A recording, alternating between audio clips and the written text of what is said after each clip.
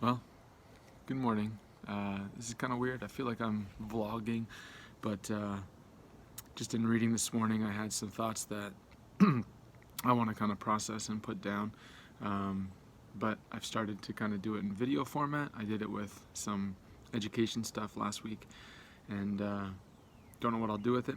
But this is kind of a message I feel is appropriate for the time we're in with quarantine and coronavirus and all of that. But this is David's writing from Psalm 40 that I thought was pretty good for today. I waited patiently for the Lord. He turned to me and heard my cry. He lifted me out of the slimy pit, out of the mud and mire. He set my feet on a rock and gave me a firm place to stand. He put a new song in my mouth, a hymn of praise to our God. Many will see and fear the Lord and put their trust in him. Blessed is the one who trusts in the Lord, who does not look to the proud, to those who turn aside to false gods. Many, Lord my God, are the wonders you have done, the things you planned for us. None can compare with you. Were I to speak and tell of your deeds, they would be too many to declare. And just in my devotional, talks about I waited patiently.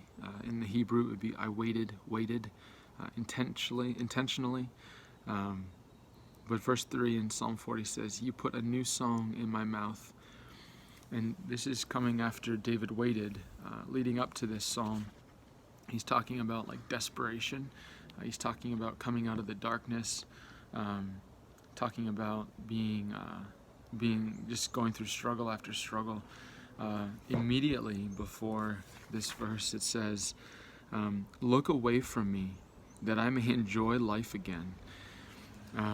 Psalm 39 is all about desperation, and to the point where he wanted God to look away from him, the guy with after God's own heart. And so what an interesting thing, and I think about waiting on God in such a time, and it made me wonder, or made me think, like, what is God doing during this time?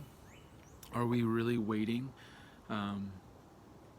For me, I often don't allow myself to process what God's trying to teach me. I just try to figure it out and move on. And I was talking to my neighbor, and she's like, well, my daughter might not be able to go to her orientation for college. What's she going to do with her classes? But she's trying to sell her house, and it's like, she ended with the thought of, well, there's a purpose for this. God has a purpose. So are we as the church willing to wait like David waited? Are we willing to not just wait, but like look intently at the comings and goings of God? What is he doing? What is he teaching us corporately, individually? And then are we willing to put that into practice in our daily lives? I think when God pushes us to this point, if we allow him to really have his way, we kind of push that threshold back. Our faith grows because of it. When we become desperate, we allow God to really teach us, and when we do that, he honors it. But are we willing to actually wait and look to him? Are we willing to sacrifice the things that we have always assumed were him? And maybe they were for such a time, but now is he revealing more to us of himself? He's so grand that there's new mercies every day, and I think that means there's also new aspects of God we can learn about him every day, but we often settle for what we've already learned, which isn't all of him. So my hope is to wait, and that's really uncomfortable for me.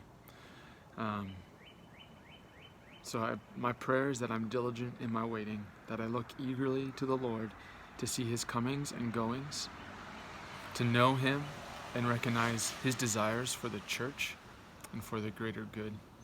And then my hope is that I lead by example. I hope that's yours too, or something like it.